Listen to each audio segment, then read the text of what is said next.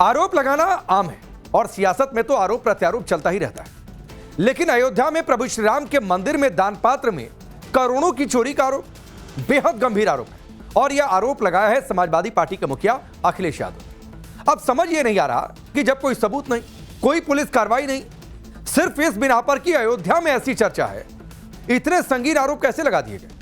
क्या इसके पीछे कोई बड़ा सियासी खेल है? क्या इसके पीछे 27 की कोई रणनीति है? ये रिपोर्ट अब क्या सच में अयोध्या में राम मंदिर चंदे की डकैती हुई? क्या सच में अयोध्या में दान के पैसों में घोटाला हुआ? या फिर एक सोची समझी साजिश के तहत अयोध्या और अयोध्या के राम मंदिर को निशाने पर लिया गया, सनातन और सनातनियों को बदनाम करने का प्रपंच रचा गया? क्योंकि चंदा चोरी को लेकर जिस तरह की अफवाहों का बाजार गर्म किया गया और अफवाहों को जिस तरह से सच का चोला पहनाने की कोशिश की गई, वो हैरान करने वाली है। राम मंदिर चंदा चोरी मामले पर समाजवादी पार्टी के मुखिया अखिलेश यादव ने जो एक्स पर लिखा, पहले उसे सुनिए, क्योंकि बवाल इसी बयान के बाद शुरू हुआ। अखिलेश ने लिखा, समस्त विश्व में भगवान राम के उपासकों के लिए ये एक बेहद संवेदनशील समाचार है कि राम मंदिर के चढ़ावे की करोड़ों की रकम गायब पाई गई है। ये मंदिर ट्रस्ट के लिए अत्यंत शर्मनाक स्थिति है। कोई भी सफाई देने के लिए सामने नहीं आना चाहता। न्यायालय से स्वतः संज्ञान लेने की मांग है, क्योंकि इसका सीधा संबंध वैश्विक स्तर पर समस्त सनातनी समाज की प्रभु राम में गहरी आस्था से जुड़ा है। सरकार की चुप्पी संदिग्ध है। करोड़ों की रकम गायब पाई गई, कितना बड़ा आरोप है और इन आरोपों की गंभीरता कितनी है, इसका कितना बड़ा असर होना है, ये समाजवादी पार्टी के मुखिया अखिलेश यादव को बखूबी मालूम है। जाहिर है, इतना बड़ा आरोप अगर सपा मुखिया ने लगाया है तो उनके पास इसको साबित करने के सबूत भी होंगे। लेकिन हैरानी इसी बात की है कि आरोप सूत्रों के हवाले से चल रहे हैं। इनफैक्ट अखिलेश भी इतने बड़े आरोपों को सूत्रों के हवाले से ही सोशल मीडिया पर चला रहे हैं। जिस सोर्स का अखिलेश यादव ने इस्तेमाल किया, पहले उस सोर्स तक आपको ले चलते हैं। ये है पवन पांडे, समाजवादी पार्टी के एक्स एमएलए। ऐसा माना जा रहा है कि चंदा चोरी के आरोपों वाली खबर इन्हीं के माध्यम से मुखिया अखिलेश यादव तक पहुंची है। हेराफेरी हुई है, गबन हुआ है, घोटाला हुआ है या चोरी हुई है? क्या आरोप, इसका क्या आधार है? विगत पिछले कई दिनों से मामला पूरे अयोध्या फैजाबाद में चर्चा का विषय है। तो चर्चा अगर हो रही है तो कहीं ना कुछ तो आग लगी होगी, तभी धुआं उठा होगा। देखो यार, राम जन्मभूमि मंदिर के दान पात्र में गबन, 4 संदिग्ध दबोचे गए, सीसीटीवी से खुला राज। भारत समाचार को दिखाए पर लिखा, दैनिक जागरण छाप रहा है, श्री राम जन्मभूमि मंदिर के दान पात्र की धनराशि में गबन, 4 संदिग्ध दबोचे गए, चढ़ावे की राशि में हेराफेरी, सीसीटीवी से पकड़ में आई गड़बड़ी। तो ये अगर अखबार छाप रहा है, चैनल दिखा रहे हैं, अगर श्री राम मंदिर में रुपए चोरी नहीं हुए तो 4 हिरासत में क्यों लिए गए मंदिर से? सुनने मारा कई लोग जो रुपया गिनते थे वो निकाल दिए गए। यदि कोई गड़बड़ी नहीं हुई है तो पुलिस ने कार्रवाई क्यों की?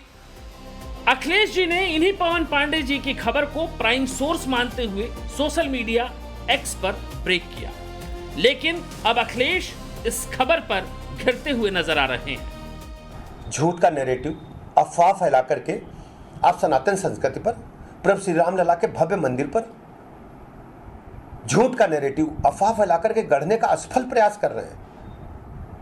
आपको हो क्या गया है?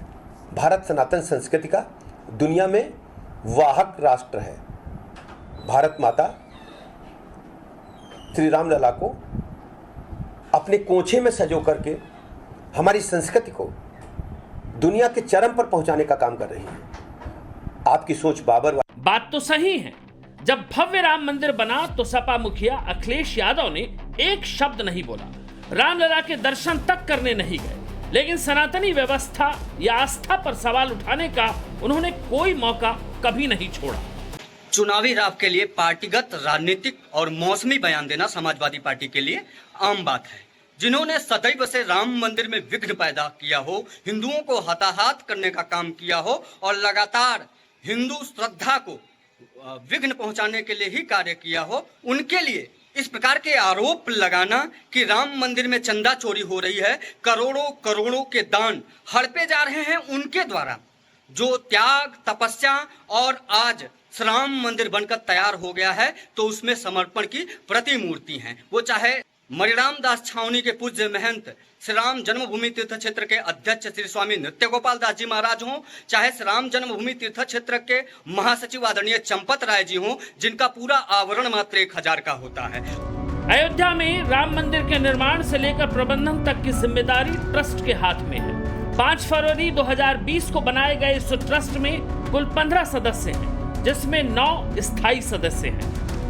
इस ट्रस्ट के अध्यक्ष महंत नृत्य गोपाल दास जी महाराज हैं, महासचिव चंपत राय हैं, कोषाध्यक्ष स्वामी गोविंद देव गिरी जी महाराज हैं। जाहिर है समाजवादी पार्टी ने जो आरोप लगाए हैं उसने पूरे ट्रस्ट की विश्वसनीयता को सवालों में खड़ा किया है, वो भी तब जब दान का पूरा सिस्टम पारदर्शी बनाया गया और बाकायदा इसमें ऑडिट सिस्टम भी है। सपा सुप्रीमो अखिलेश यादव ने राम मंदिर में चढ़ावे के रूप में आए करोड़ों रुपए के चंदे में हेराफेरी, चोरी या गबन का आरोप लगाया, जिसके बाद उत्तर प्रदेश की सियासत गर्मा गई। इसकी हकीकत जानने के लिए हम अयोध्या पहुंचे। हमने अयोध्या में यहाँ के आम लोगों से, जो श्रद्धालु यहाँ पे दर्शन के लिए आते हैं, उनसे, राम मंदिर तीर्थ क्षेत्र ट्रस्ट के जो सदस्य हैं उनसे और पुलिस से बात की। लोगों का कहना है कि ऐसी चर्चाएं थी, लेकिन हकीकत क्या है उन्हें नहीं पता। पुलिस और जो ट्रस्ट है वो सिरे से इस बात को खारिज कर रहा है। उनका कहना है कि हर महीने, हर 2-3 महीने पर इस तरह की जो ऑडिट है वो एक प्राइवेट एजेंसी करती है कि आखिर जो चढ़ावा आया, जो खर्चा हुआ, उसका पूरा लेखा जोखा तैयार होता है, रजिस्टर तैयार होता है और उसकी पूरी इंटरनल ऑडिट होती है। इस ऑडिट में अगर कुछ गड़बड़ी होगी तो उसका खुलासा होगा, लेकिन जो आरोप लगाए गए हैं और जो बातें, जो अफवाह है, उसमें कोई हकीकत नहीं है। इस बात को लगातार प्रशासन के लोग भी और जो ट्रस्ट है वो भी खारिज कर रहे हैं। ऐसे में हकीकत क्या है ये उस ऑडिट रिपोर्ट के आने के बाद ही साफ हो पाएगा। हमारे यहाँ ट्रस्टियों में जो भी निर्णय होता है सबके बातचीत करने से होता है, सब लिखित रहता है। लेन देन का हमेशा हिसाब चलता है, लेकिन इसमें लेन देन में बिल्कुल सही चल रहा है, सबको सद्भावना प्रेम बना है, जिसे हम लोगों को राम जी पर विश्वास बना है। और 1994 में जब सपा था तो हमको उसी पार्टी ने हमको एक आदमी हमको मार दिया, वो समझा कि मर गए। हमको राम बोले थे, राम जी के पर विश्वास बना रहा, शासन से उसको कोई दंड नहीं मिला, राम जी ने ऐसे दंड दिया वो वहीं खत्म हो गया। राम मंदिर परिसर में 6 दान पात्र रखे गए हैं, जिसमें लोग नगद चढ़ावा डाल सकते हैं। इसके अलावा चेक, कैश या फिर ऑनलाइन पेमेंट के लिए भी 10 कंप्यूटराइज्ड काउंटर बनाए गए हैं। चढ़ावे या दान के लिए अलग अलग जगहों पर करीब 6 दान पात्र रखे गए हैं। देखिए, एक दान पात्र ये है, ऐसा यहाँ पे जो वेटिंग एरिया है, हॉल है, उसके अंदर ट्रस्ट की तरफ से ये दान पात्र रखा गया है, डोनेशंस दान पात्र है।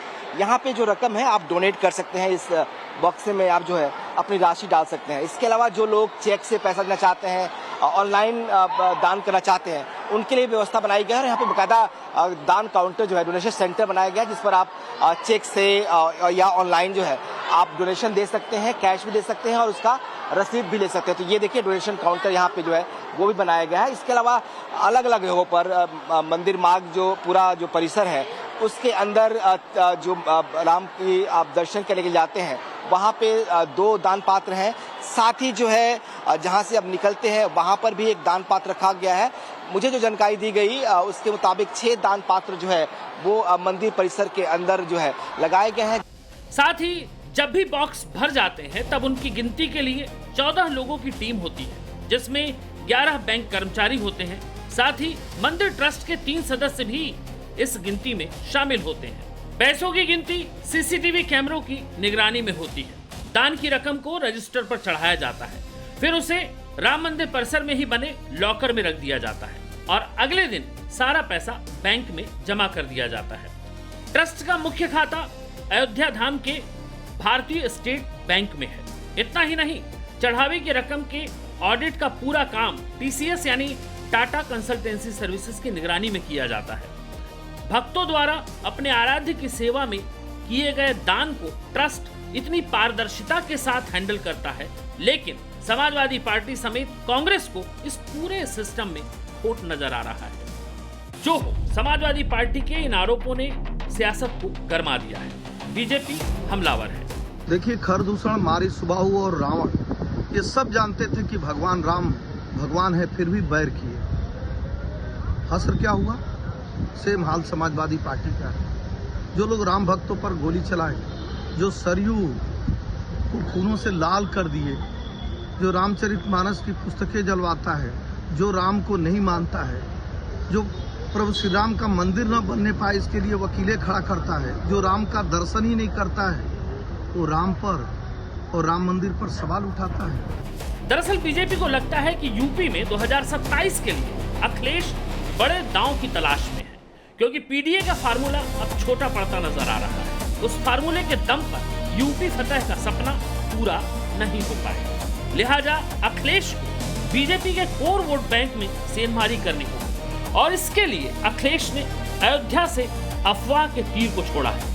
देखना होगा ये तीर निशाने पर लगेगा या फिर चूक जाएगा। विनोद मिश्रा के साथ bureau report, times now Navbharat. खैर, पार्टी का वजूद क्या, किसके कब्जे में, इस बयान के बाद बहुत सारे मायने निकले। आगे बढ़ते हैं। कहा जाता है कि इतिहास बनने के लिए हर तारीख जरूरी होती है, और 9 जून यानी कल की तारीख पाकिस्तान में ऐसा ही दिन हो सकती है जब पड़ोस के मुल्क का इतिहास ही नहीं, भूगोल भी बदलने की आशंका है।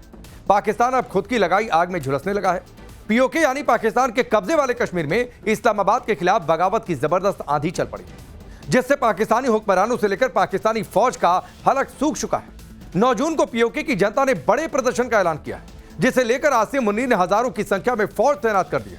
पीओके में इंटरनेट बंद कर दिया गया है, लेकिन सवाल है कि क्या पीओके में बवाल थमेगा? पीओके में जारी आंदोलन को क्यों पाकिस्तान के टुकड़े होने की मुनादी माना जा रहा, इस रिपोर्ट में आप देखिए। कब्जे वाला कश्मीर, मुजफ्फराबाद में मरेगा मुनीर। पीओके में भयंकर बवंडर, रावलपिंडी का 100% सरेंडर। शरीफ मुनीर सुन लो, बचने का नया ठिकाना चुन लो। नारों का शोर है, बगावत का जोर है, हर ओर एक आग सी लगी है, भयंकर लगी है, जिसमें जिन्ना के सियासी वारिसों से लेकर मुनीर के वर्दी वाले दहशतगर्दों के नापाक मंसूबों के खाक होने की मुनादी है। पाकिस्तान से आजादी, पाकिस्तान के नाकारा हुक्मरानों और जुल्म करने वाले फर्जी जनरलों से आजादी। इसी तरह कब्जे वाले कश्मीर में आक्रोश के नारे बुलंद हैं। ये नारे इस्लामाबाद के उन जालिमों के खिलाफ हैं जो 7.5 दशक तक पीओके को लूट कर अपनी तिजोरी भरते रहे हैं। ये क्रोध और प्रतिशोध रावलपिंडी के उन फर्जी जनरलों का विरोध है जिनकी वर्दी वाले दहशतगर्दों के जुल्म ज्यादतियों से पीओके कराहता रहा है। मुजफ्फराबाद से कोटली और रावलकोट तक एक जैसे हालात हैं। पाकिस्तान के कब्जे वाले कश्मीर की पब्लिक इस दफा आर पार के मूड में है। हालात ये हैं कि पीओके के बच्चे से लेकर बुजुर्ग तक रावलपिंडी के फर्जी जनरलों के तमगे नोच लेना चाहते हैं, जिसकी तस्दीक ये तस्वीरें कर रही हैं। यहाँ मारा, वहाँ मारा, पीओके की पब्लिक ने पाकिस्तान के वर्दी वाले दहशतगर्दों को कहां नहीं मारा। पाकिस्तान की फौज पिट रही है, पीओके में जबरदस्त तरीके से पिट रही है और पिटनी ही चाहिए। दुम दबाकर भागते ये मुनीर के वही कायर हैं जो दशकों तक पीओके के लोगों को अपने फौजी बुतों से रौंदते रहे, जिनकी ज्यादतियों ने न जाने कितने घरों के चिराग हमेशा के लिए बुझा दिए। इसलिए कब्जे वाले कश्मीर के लोगों को पाकिस्तान के जालिमों की शक्ल तक देखना गवारा नहीं है। पीओके की पब्लिक पाकिस्तान से आजादी मांग रही है, तो मुनीर के कायर वही कर रहे हैं जो 7 दशक तक करते आए हैं। बेगुनाह और निहत्थे लोगों पर गोलियां चला रहे हैं। खास बात यह है कि पाकिस्तान के वर्दी वाले कायरों ने मारे गए प्रदर्शनकारी के जनाजे के दौरान भी फायरिंग कर दी, जिसके बाद हालात और बिगड़ चुके हैं। पीओके में प्रदर्शन की अगुवाई करने वाली ज्वाइंट अवामी एक्शन कमेटी के मुताबिक पाकिस्तानी फौज ने रावलकोट में एक अंतिम संस्कार में जमा हुए लोगों पर फायरिंग की। रिपोर्ट के मुताबिक पाकिस्तानी फौज की फायरिंग में अब तक 9 लोगों की मौत हो चुकी है, जबकि 100 से ज्यादा लोग घायल हैं। निहत्थे लोगों पर पाकिस्तानियों ने जिस तरह गोलियां बरसाई, उसके बाद लोगों का गुस्सा भड़क चुका है। हालात ये हैं कि मुनीर के प्यादों को जान बचाने के लाले पड़ गए हैं और इन तस्वीरों को देखकर इस्लामाबाद से लेकर लाहौर, कराची में बैठे पाकिस्तानियों का हलक सूख चुका है। मुजफ्फराबाद से रावलकोट तक लगी ये आग तो ट्रेलर है। पीओके में पाकिस्तान के पाक की गठरी पर परमानेंट आग लगने वाली है। पाकिस्तान के खिलाफ प्रदर्शन की अगुवाई कर रही ज्वाइंट अवामी एक्शन कमेटी ने कल यानी 9 जून को लॉकडाउन का ऐलान किया है। जेएएसी 38 अधूरी मांगों को लेकर लॉन्ग मार्च निकालने वाली है, जिसे लेकर पाकिस्तान ने पीओके में 15,000 से ज्यादा फौज तैनात कर दी है।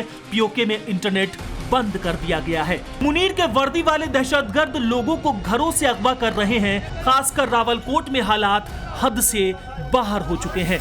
पाकिस्तान के खिलाफ प्रदर्शन, पाकिस्तानी हुक्मरानों के खिलाफ आक्रोश पीओके में यह पहली बार नहीं हुआ है।